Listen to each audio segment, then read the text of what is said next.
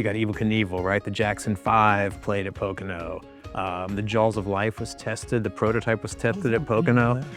So you've really just got this interesting history. What turned 4? A legacy of racing in the Pocono Mountains. Welcome to Pocono Mountains Podcast, everyone. This is episode 4 of season 6. I'm your host, Jim Hamill. We're ready to go racing this June at the Tricky Triangle, June 12th through the 14th. The Great American Getaway 400, presented by VisitPA.com, is ready for another lap this year. Pocono Raceway has been hosting huge crowds for decades in Long Pond. The Mattioli family cemented the Raceway's legacy in NASCAR and in the Poconos. And now we're fortunate to have it as a huge economic driver every year for race weekend. Chris Barrett sat down with Ben and Nick from the Raceway in a Pocono Perspectives, premiering Easter Sunday on Pocono Mountains Magazine. We'll have their full discussion in just a bit. The Poconos is a year-round destination for millions, with 2,400 square miles of mountains, forests, lakes, and rivers, with historic downtowns and iconic family resorts. It's the perfect getaway. You can always find out more at PoconoMountains.com or watch PTN, the Pocono Television Network, streaming live 24/7. Now, back to the episode. Ben May is one of the nicest guys you'll meet, genuine and really down to earth. And Nick Igdalski is equally as good of a businessman as he is a human. They're two of the key components that make the Pocono Raceway the fan favorite and Pocono icon it is. Here's a listen to their discussion with our Chris Barrett. Enjoy. Nick Igdalski, CEO of Pocono Raceway. Why is a racetrack located in Long Pond, PA? Well, a short answer is real estate was cheap. The more detailed answer is they need a lot of space. You need it away from metropolitan areas to an extent so you don't affect noise, those areas, and the expansion of those city limits. So there was a group that found this piece of land. There was a great need for racing in the Northeast, big track racing in the Northeast. Little track racing was very popular, so there was a void to be filled. And this group got together and found this tract of land in Long Pond that used to be a spinach farm. Their initial goal, right? yeah, I thought that was. Their initial goal was to develop it into a road course specific, like a Watkins Glen or a Lime Rock, were the most popular Northeast tracks at the time. And that's kind of where the future of the track really came down to Doc and Mr. Montgomery. So Doc and Rose, not knowing anything of racing, they were just land investors in the time, started to learn more on their own. They met two very influential families, the Holman family and the France family. And the Holman family founded Indianapolis Motor Speedway and the IndyCar Series, and the France family, NASCAR, and all the tracks that they own together. So they both gave Doc and Rose the same advice. They said, build the big track. You can always build your road course inside. And that upset the original group, and Doc really didn't care and kind of went after it. We hear so much about Doc and Rose Mattioli. Can you talk about them a little? I was very fortunate to have met Rose Mattioli, but can you give us a little bit on who they were and when they took over, why they took over and what they did? Rose was a podiatrist. Doc was a dentist. He World War II, GI Bill, went to medical school, Temple. She was Temple Podiatry. They kind of met there and fell in love. Rose, with a 1-year-old, finished the top of her class in podiatry school. So they were both very intelligent, very highly motivated people coming out of the Depression era. He was into real estate. He had helped build some golf courses in Philadelphia. He built some local developments here, helped build Camelback when it originally started, Timber Hill. So they knew he was flying up from Philadelphia, a private plane license, and he would throw his little single-seater up here to come and watch the development that they were building up here in Tannersville. And a gentleman stopped him at the airport named Carl Lair. Carl was part of the original group, the Pocono group that were investing in the land. And they knew Doc was doing some business transactions in the area, some big commercial transactions. And they just kind of floated to him, would he be interested in attending a meeting and possibly investing? And the way my grandfather said it was just to get the guy to stop talking and so he could take off. He said, just give me your card and I'll call you. And next thing you know, he did go to the meeting and invested, and he kept investing more and more as the plans changed and things changed. And then he finally said, well, if I'm going to be giving this much money to this group, I need to have a little more control of it. So did they continue to practice? Did he continue to be a dentist? Yep. As they operated? He stayed a dentist until the 80s, late 80s, early 90s. His dental practice and her podiatry practice were both in the bottom floor of their home in Castor Avenue in Philadelphia, Northeast Philadelphia. The joke was it's head to toe with Rose and Joe, since he was teeth and she was feet. They shared a waiting area, and the basement had their rooms, their exam rooms. So this is truly a family. A third generation family business, correct? Are there any other tracks in the United States? Is it okay to say track, or should Yeah. Are there any other in the United States that are? Currently, we are the only family owned and operated facility. There are privately held facilities, but none of them are family owned and operated. And the family's obviously still very heavily involved from day to day. Some of them. Ben May, I got to bring you in. And Ben May's president of Pocono Raceway. When I was getting ready for this, somebody said to me, "Did you know Evel Knievel was at Pocono Raceway?" And if you grew up at a certain time period, Evel Knievel was. Can you talk a little bit about who's been at Pocono Raceway? Then we'll get into racing a little bit more. Yeah, so since you've spent some time in our media center, that back wall in there, I think there's Nick's vision of really just laying out the history of Pocono as it's gone. It's been really cool to see, right? I mean, you got Evel Knievel, right? The Jackson 5 played at Pocono. The Jaws of Life was tested. The prototype was tested at Pocono. So you've really just got this interesting history. And then also when you think about elite race car drivers, right? I mean, Mario Andretti has raced at Pocono, Richard Petty, AJ Foyt, right? There's just these names that are, synonymous with speed. And all that's happened. And I think to me, it's never lost on me, right? It's really special that there's this history, right, in the Poconos, in our backyard, right, 100 feet behind my office, where some of the greatest drivers in the world have got behind the wheel. It's really spectacular. To add to that, a lot of celebrities come into Pocono from time to time to promote new movies, new albums. I mean, we've had Ryan Reynolds, Jonah Hill, Channing Tatum, Kiefer Sutherland, Chris Tucker, countless NFL players and musicians that come in to promote an upcoming movie or album that's coming out. Wow. So it's run the gambit. And I think the great thing about it is Pocono Raceway, I feel like, has put our brand not only on the map nationally, but internationally. So it's known internationally. Yeah. There was a point in time where my grandfather, he wouldn't take any corporate sponsorship. Every race for almost 20 years was the Pocono and Pennsylvania 500. When he looked at a schedule, he couldn't tell anymore where the races were. It was this UAW or this, Domino's Pizza. He had no idea where the geographic location of those races were. And back then, racing was in its heyday, and there was more people coming than ever, and the sponsors were knocking your door down, let alone you having to try to sell them. So he just said no more sponsorship. He said the races are going to be Pocono and Pennsylvania, because he wanted to promote the area. I have to just get this in really quick before we get into some other things, but they were incredible philanthropists, and they were very quiet about it. But if you scratch the surface around a lot of things that have happened in the Poconos, they were part of it. I'm fortunate enough to still be the steward of that mission, and I still direct the foundation, the Mattioli Foundation, to this day. And every hospital in this area has a Mattioli emergency room. Every university has Mattioli scholarships or buildings on their site. ESU, the Mattioli Recreation Center. Mattioli Main Street Project gave $1 million to downtown Stroudsburg. You didn't see a lot of that revitalization in downtown Stroudsburg come till that grant went into effect. And their money is still remaining in that and going to downtown Stroudsburg. The lights you see every year, the flowers you see every year, that's Mattioli Main Street right there. And then countless scholarships. We've given far over $1 million in local scholarships to 7 local high schools. We do that every year for the last 30 years. They believed, and you do too, that in the quality of life of the people in the Poconos. Absolutely. And it's an important part of who and what you are, which I think is a huge difference in how some other racetracks are operated, because you're so entwined in the community. It's we're much more community centric, and then we share a playbook with other facilities, and they can't operate in the fashion that Ben and has his team operating in because of that personal touch. And yeah, it is to give back to the people that have given so much to the Raceway, but it's also just doing the right thing and giving back to the people in the area that need it the most. Kind of going back to when I looked the first race.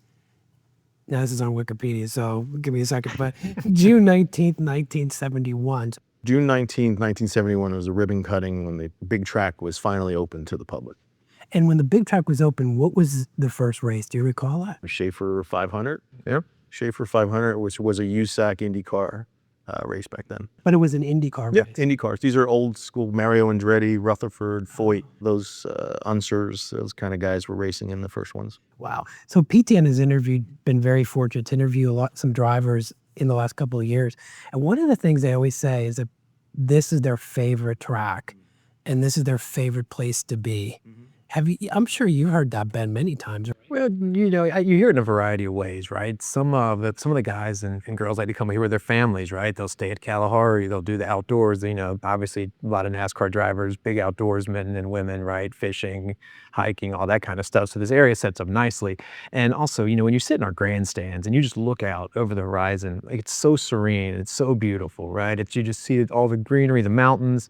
And I think it's very different for them, right? As racers who are going 36, 38 weeks a year, boom, boom, boom, boom, boom, to cities, Indianapolis's, Daytona's, everywhere they're going, Vegas. So when they come here, it's just laid back. I mean, we have a different quality of life here in Northeast PA than they normally live. So I think a lot of it is that.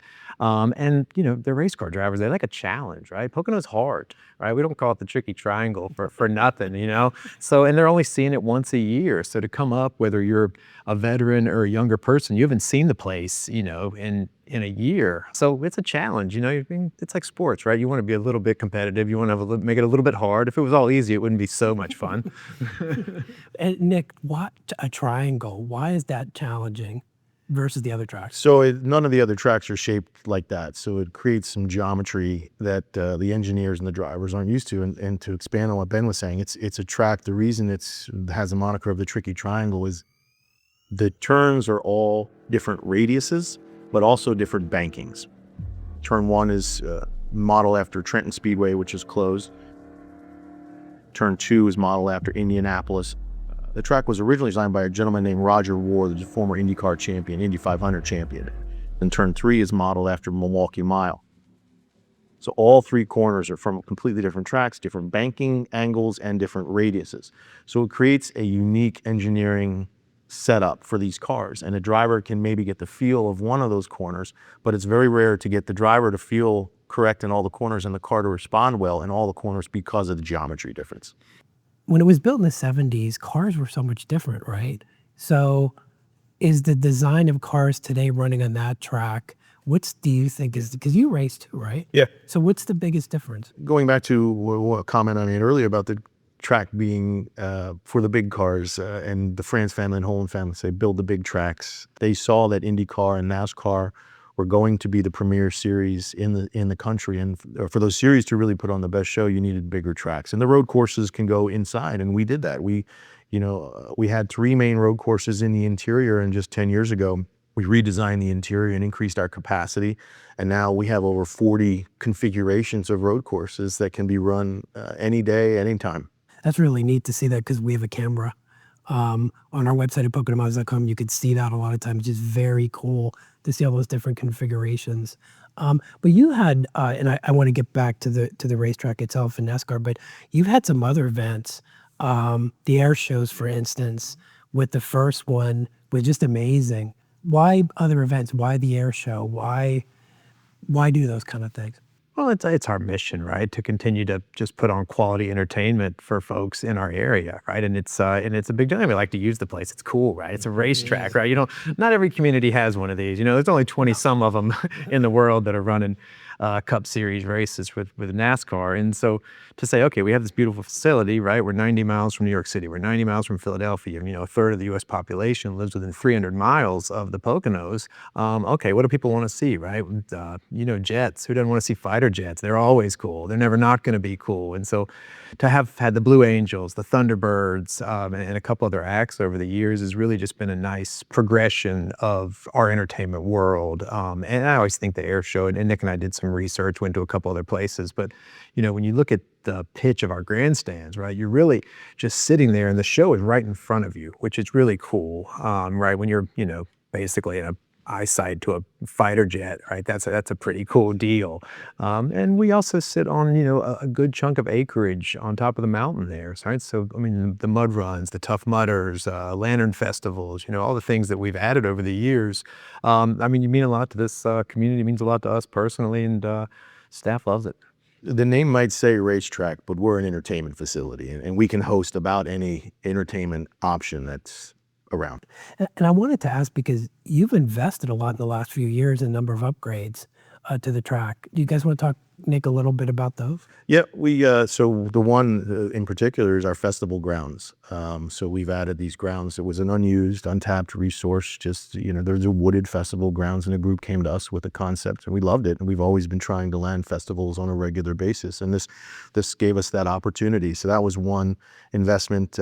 Ben and his team designed the infield paddock area, the pits and paddock area, and that was a beautiful redesign with a new victory lane. It really brought it to the fans, where they get to experience victory lane that no other track allows them to do, to get up in that close. And even the drivers during pre-race, the access that the fans have to those drivers, and the driver walk that we do now, it's phenomenal. So hats off to Ben and his crew for that design and giving that availability to the fans.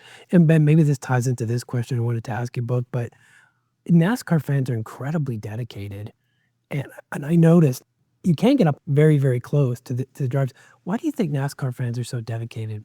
The industry as a whole just gets how this works, right? Financially, from a fandom, the whole thing. You look at the NFL or the NBA, and there's a players association, and there's unions, and the access is just very different for a lot of reasons. But we're talking about race car drivers who, I always use this example, right? Where forever, Jimmy Johnson drove the Lowe's car, right? Tony Stewart drove the Home Depot car, and every Jimmy Johnson fan knew if they wanted Jimmy Johnson to keep winning, right, to keep being fast, they need to shop at Lowe's. And it'd be a cold day in hell before a Jimmy Johnson fan went to a Home Depot. That was not happening. So the way the sport works has always been open from the beginning. When the fans are there and the drivers are there, and the drivers know they need the fans, and the fans love their drivers, and to say, okay, I'm side by side with what I could consider my hero, in sport, and they're signing autographs, and they're, taking pictures, and we're just all engaged as an industry. The short answer to your question is it's always been this way, right? And it should always stay this way. Yeah, there's no other sport, baseball, football, that offers you the accessibility to the athletes the way that NASCAR does. Yeah, I mean, you're just right there. You're right there. And they're very fan-friendly. I mean, I think they do recognize they're so down to earth. And they really recognize and really connect with the fans. They feed off the energy, packing the house, selling out for consecutive years. The drivers feed off of that. And they, as an athlete, you want to perform in front of the biggest stage possible. And thankfully, we're giving that to them. So that really helps their interaction and attitude towards the fans as well. And you also got to go back to their roots, right? A lot of these guys and girls grew up at their local short track, right? Where they were sent out, they were going to the local tire shop to get sponsorship money, right? So this is not lost on them. Like, they didn't just show up and land in a NASCAR Cup Series car, right? They've been doing this for a long, long time, working hard, selling sponsorships, turning wrenches in the shop. I mean, just being a true part of the car, right? It's just very, very different as a sport, and it's really cool to see behind the scenes. So you use the term short track. Just for folks who may be watching doesn't know what that means. What does short track mean? My version's under a mile. What's your version? A shorter track. Just in local tracks, NASCAR has a network, and there's also a network of non-NASCAR short tracks under half a mile. But typically on the national stage, a short track would be considered anything under a mile. Where Poconos 2.5 miles. Indianapolis is 2.5 miles. Daytona 2.5. So you get some of the smaller tracks. Dover in Delaware is a mile. Martinsville in Virginia is a half mile. So those are the shorter. So when the track was first built and, then the larger track was built, before that, fans in Pennsylvania, did they have to go to Dover, or where did they go? Just out of curiosity. Yeah, Pocono was the furthest north NASCAR Cup Series track at the time when it came up this way. It was the keystone to the Northeast, and that's why it was such an integral part to their growth into the Northeast. Sticking on that theme a little bit, what was NASCAR like when the first Cup Series in 1974, Yeah. when that happened? What was that like back then? It's still very much a Southern sport. I think it was, what was the year that Daytona first broadcast? That was 78. Yeah, it's in 1978, there was the first national broadcast of the Daytona 500, and it corresponded with a terrible blizzard in the Northeast. So a huge swath of the nation's population was locked indoors on that Sunday afternoon, and the ratings for the Daytona 500 that day were skyrocketed. It was benefited also by a brawl at the end of the race between Donnie, Bobby, Allison and Cale Yarborough. So So that they broke out at the the end. hockey game broke out. Helmets flying. The Northerners seem to really like that, and that's when the Northern it really accelerated. Excuse the pun. The growth in the Northeast. Is that right? One race, Wow. one broadcast. Wow. And so then it became more mainstream. Yes, it was primarily Southeast, but they were definitely starting to branch out at that time, and that's why a track in this area was so appealing to them. Going back to the fact that you're a family business and many folks have been around for decades, some of your employees have been there 40 or 50 years. Is that right? Yeah, we have we create a loyal environment, a loyal culture, and our oldest employee has been there. He's not probably not our oldest employee, but he's been there the longest at 53 years. But we have a lot in the 40-year margin, a lot more in the 20s and 30s. I don't think we have anybody under 5 years at this point in time. So they've seen a tremendous amount of change over the years. Yeah. And when you, if you recall, when you first, in '74, when you had that first NASCAR, do you remember how many, with the stands, how many people it seated? Or Well, I wasn't born then, Chris, but I would probably say, estimating, seeing pictures and stuff, I'd have to say it was probably around 30, maybe 30,000, around that ballpark for the first one. And little fact, you had the largest in 1972. Yeah, there was a concert 12 it was called. It was shortly after Woodstock, and it got a little out of control. The promoter got more than a little out of control. you can Google some concert 72, concert 12 back in 72 at Pocono, and the traffic was backed up almost 10 miles onto Route 80 down to the turnpike. It was quite a spectacle. It scared my grandfather a little bit. He was kind of locked in his office with a German Shepherd and a shotgun for the duration of the weekend. It got out of control. The promoters left, and the fans just crashed the gates and took control of everything. There's some big names on that ticket too. Oh, yeah. Like the Who, was it? No, it was like the Jay Giles band, I think Three Dog Black Night, Sabbath. Black Sabbath. All the 70s. Yeah, Wow. there's some big acts. The promoter just up and choppered out. And took the bag of the money and The left. best pictures are when you Hell, Google it. There's just cars parked on the interchange on Interstate 80. They just left them and walked. Wow. Well, we progressed since then. And one thing I think that you are very, very good at is customer and guest service and guest experience. I think that's one of your strengths. If a guest is lost or a guest needs to get from point A to point B, you're really concerned about the guest and customer experience. Do you want to talk a little bit about that, Ben? Yeah, 'Cause to me, it goes. it goes. I always, I've been hanging around Nick's family for 25 years at this point, and you think about your legacy, and we always say that. At least for me personally, I'm just a steward of this position, right? Somebody will have it next, somebody will have it after that, right? And so forth and so on. But to me, it goes back to the legacy of Nick's grandparents, Doc and Rose, right? It was really quite simple, right? Rose said, treat everyone like family. And Doc said, you better make sure this place looks good, right? And so it's almost that simple kind of for like me. Winlock is exactly Yeah, the it's same. just not, it doesn't have to be complicated. It isn't complicated for us. And the one thing that I know is accurate is our folks care. Right, they care that if somebody's decided to spend their hard-earned money at Pocono Raceway, that they're going to get an experience and the service to match it. You just can't replicate. You hear that in the hospitality industry all the time around here, right? When you find good people that care, that's what makes your hospitality. But everywhere you go and turn in your operation, they all feel exactly the same, and the experience is great, no matter who it is asking. Yeah. They render the same experiences and help, and that's what always has impressed me. You do, you kind of feel like you're going home. You kind of feel like you're at home and you belong there. I can't really describe That's that. exactly the vibe we're going for. You want to feel like you're going to visit mom and dad or the grandparents, and everything's taken care of, and it'll be a seamless experience. It'll be a cost-effective experience. We're not gonna fleece you on price here. We want it to be a family affair, and that goes back to, say, the drivers and the teams and their change of heart the last 10 years about wanting to come up here. Yes, it's more of a personal feel, but it's a family feel as well. We have amenities at the track for the little ones, all of the playgrounds, all the dog parks, all of everything. There's kid camp in there.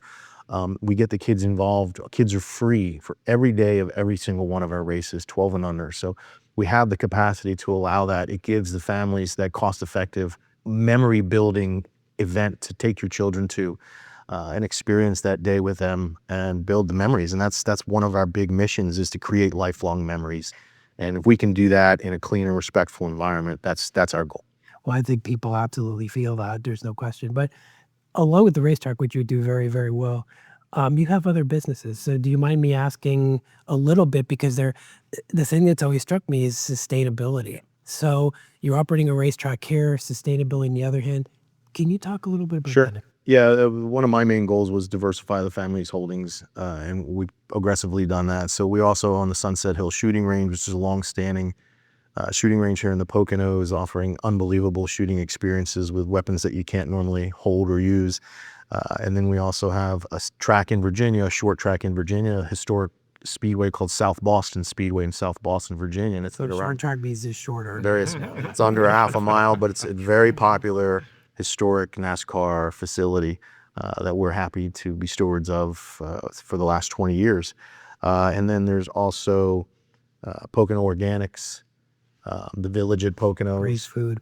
We own our own concessions company that operates the F&B at the Pocono Raceway. I know what I wanted to ask.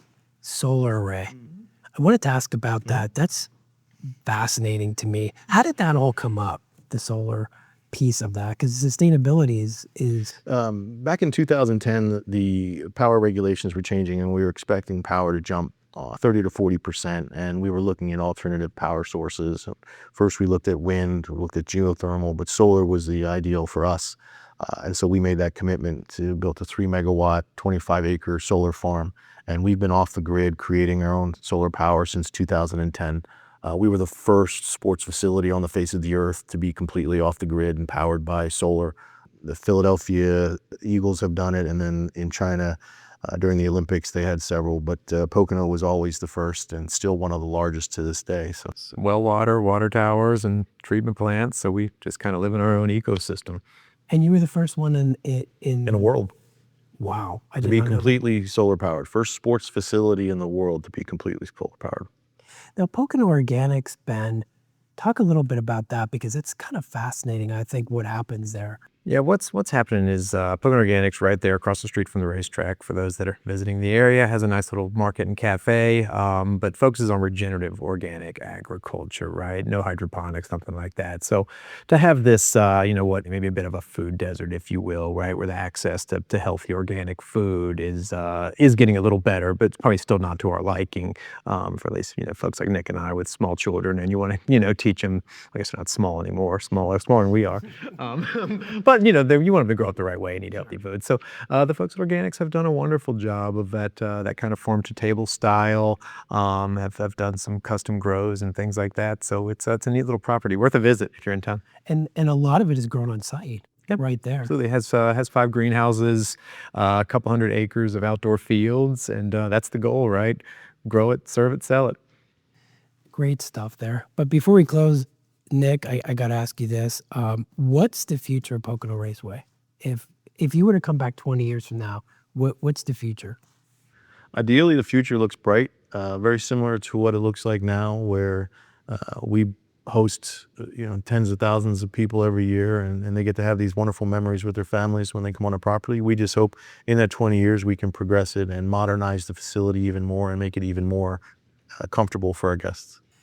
Well, we're just grateful that Doc Mattioli and Rose decided to do what they did decades ago, and now we are beneficiaries of that great legacy here in the Pocono Mountains, and we're grateful for that. So, gentlemen, I'm here with Nick Idalski, who is the CEO of Pocono Raceway, Ben May, who is the president, and you are watching the Pocono Television Network. This has been Pocono Perspectives, and always, thanks for watching. Pocono Raceway. Tickets for race weekend are on sale at PoconoRaceway.com. Thanks for listening to Pocono Mountains Podcast. We'll have a new episode each week, highlighting lots of the fun things you can experience while you're visiting the Poconos. Subscribe and leave a review and/or comment on whatever platform you listen. Now you've got the Poconos in the palm of your hand. For places to stay and shop. And stories about the Pocono Mountains. Go to PoconoTelevision.com to download the app and get the information you need for your visit with us. We're back. Thanks for listening to Pocono Mountains Podcast. I'm Jim Hamill. Now for a Pocono Mountains Podcast Extra. Racing isn't just limited to the tri-oval at the Tricky Triangle. S&S Speedways even gets NASCAR drivers to visit from time to time around race weekend. Deanna recently visited for some indoor track fun. Here's a listen back. Enjoy.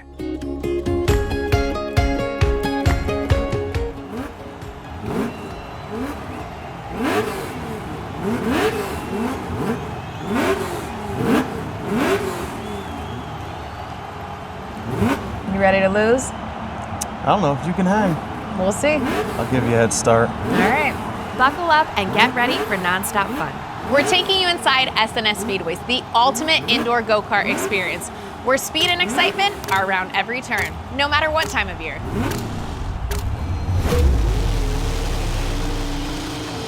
New owner Brian Ace developed a passion for racing at a young age. I started when I was 13 years old. I started racing ATV motocross, and then I decided to go from motocross to flat track racing type, different racing, but still on the four-wheeler side of it. I raced from 13 to 35, so a long time. I love the sport. I love the camaraderie, the community, all of that.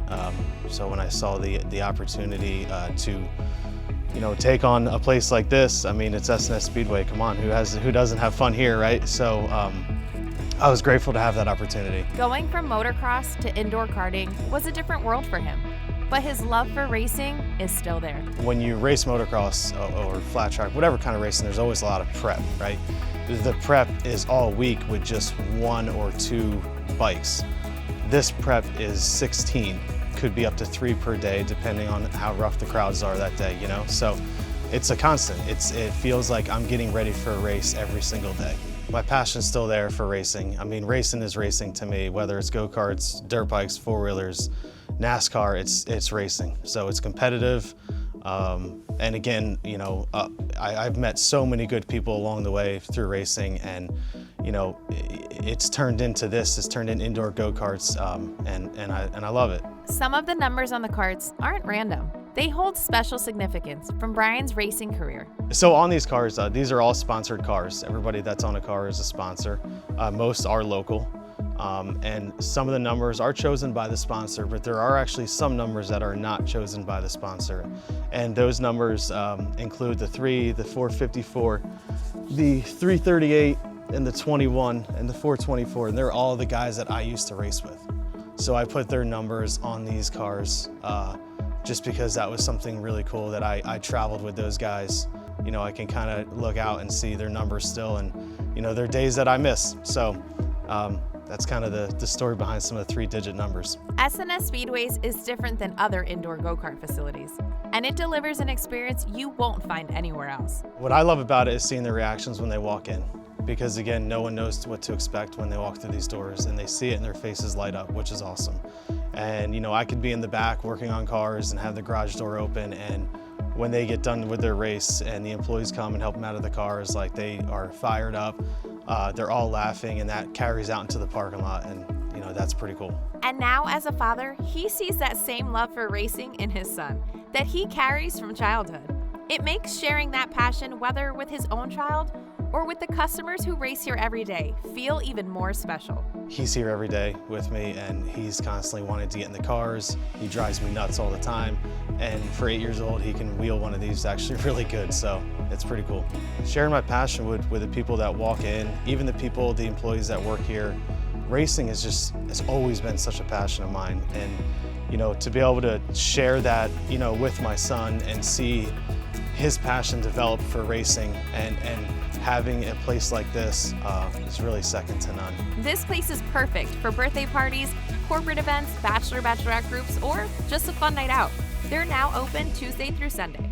And don't worry, before you hit the track, they'll go over all the safety tips. So grab your friends and get ready to race. If you're visiting the area or just looking for something different to do, you definitely have to put S&S Speedways on your list. Come check it out. You might just be surprised how much you love it. I'm Deanna Fontanez with the Pocono Television Network.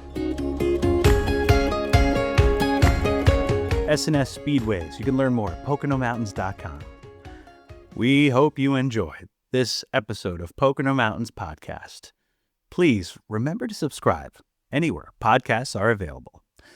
Come visit us in the Pocono Mountains, including race weekend. That's June 12th through the 14th, or any other time. You can plan your trip today.